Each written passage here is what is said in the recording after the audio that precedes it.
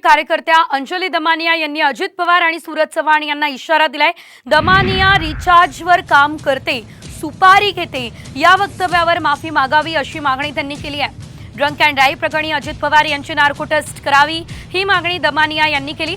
त्यावर आता सूरज चव्हाण यांनी दमानियांवर सुपारी घेत असल्याचा आरोप केला होता, तर चव्हाणांनी माफी मागण्यास नकारही दिलाय।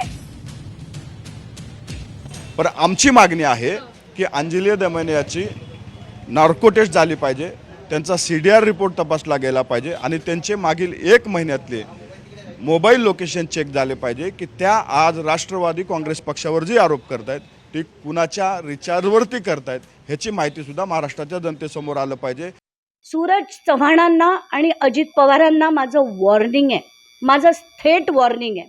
त्यांनी जे आत्ता भाषा वापरली आहे की ही बाई काय रिचार्जवर काम करते आणि सुपारी घेते वगैरे, जे फालतू डायलॉग्स असतात ना ते त्यांनी त्यांच्या खिशात ठेवावे।